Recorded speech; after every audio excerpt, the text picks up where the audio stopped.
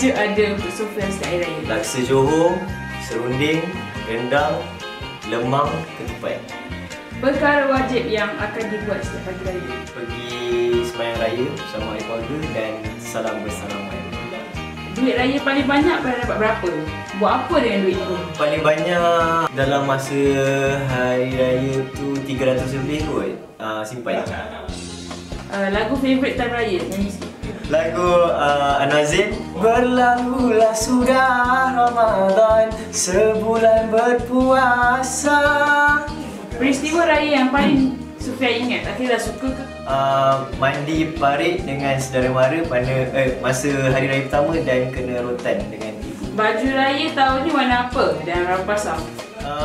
Macam-macam colour ada, tapi dengan family warna merah-merah orange sikit, ada 6 pasang semuanya. Pengertian hari raya untuk Sufian? Raya adalah waktu yang paling sesuai untuk jumpa saudara mara yang dah setahun tak jumpa. Ucapan raya untuk pendengar? Selamat Hari Raya Aidilfitri, maaf zahir dan batin, teruskan menyokong saya Sufian Syahini. Saya tahu anda semua memang tak puas kalau tengok meletup tiap-tiap minggu kan. Kalau korang semua memang suka klik-klik. Jadi jangan lupa untuk klik subscribe. Guys, please guys, subscribe.